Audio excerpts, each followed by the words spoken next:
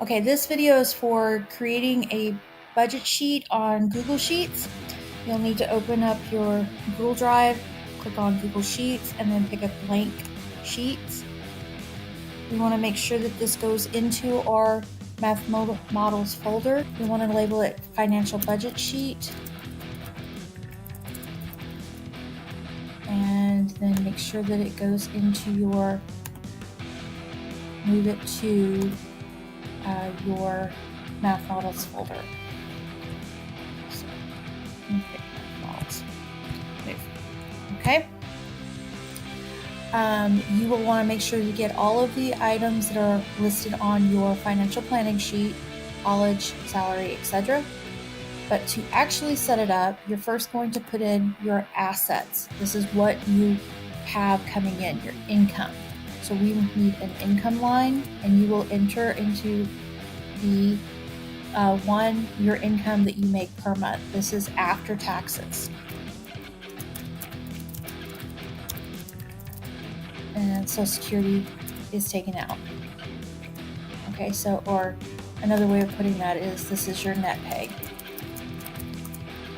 And then you will want to have your expenses. So we're going to have several expenses, and we're going to list them.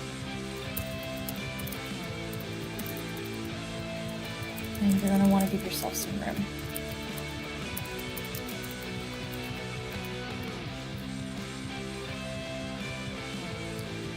So just to give yourself some notes on this so you remember what you're looking at. Fixed expenses are the expenses that don't change from month to month.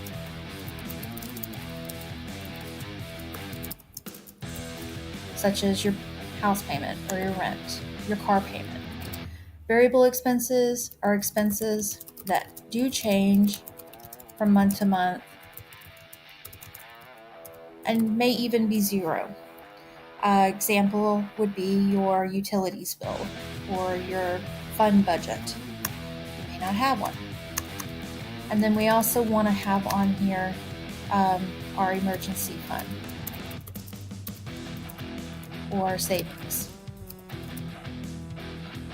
And that could actually have multiple different subcategories depending on how complicated your thing is. You may have your emergency fund,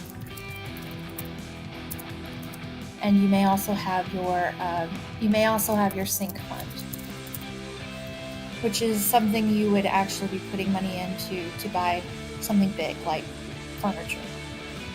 Okay, so these are the major categories. So under fixed expenses, this is going to be housing, transportation, your college payment, and your retirement. Those should all be fixed payments, and you probably will also have your insurance as a fixed payment. And then your variable expenses are going to be utilities, fun, food.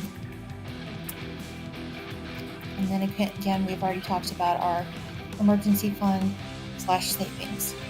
For the project that we're doing, we are not going to use the sink fund.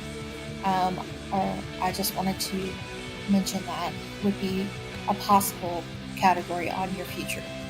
And then for each one, we're going to do a subtotals. Have my budgeted, and then I will have my actual, and then I'll have the difference. The reason I have those three categories for each of these is because your budgeted might be a little high or a little low. When you're looking at this from your actual usage, you may have to make adjustments month to month. And if you're budgeting high for, say, utilities, you can lower your budget a little bit for the next couple of months or so, and then readjust that difference into something else. So we'll have a budgeted and actual. You put the total variable and total fixed in there, and that way you can see how much of your money is going into each of the different parts. The important things to understand is that some of these are going to be, you're going to make the decision. Some of them you're going to be basically told by who's sending it to you, the bill is being sent to you, of how much you have to spend. you have to pay. So to add a line here, we need credit card. Which, if you do not have a credit card, that is a good thing. If you do have a credit card, you will have a minimum balance and you'll have a payoff balance. The best way to do this is to use the payoff balance. For our project, you will be using the minimum payment. Each station, you're going to not only write on your financial planning sheet, but you'll come back to this sheet and fill it in. And then we need to do one more thing to finish getting it set up, and that is put in the function of adding up everything that's above it. So we add up all of these, hit enter, and then if you use the little box at the bottom, you can actually grab it with your thumb and pull across with your finger to copy that. On this one, you'll want to do sum, and we want to go from 13 to 16. Use the little box, grab it, and copy across. And then for emergency fund, and if you did use a sink fund, this is total savings. Technically, your retirement is a type of savings, but it generally is basically a payment you make in, and then you only will finally use it retrieve that money when it's time for retirement. So technically, it's a payment up to the time that you retire. At which time it's no longer a payment; it is your income. So that's why we're putting it in fixed payment expenses rather than in the savings column. Okay, so that takes care of getting this one set up. And again, you will want to make sure to put in your choices translating from your financial planning sheet. This is due at the very end of our project, so you'll need this setup done today, but then you will be constantly using it throughout the next several weeks as we go through the different stations.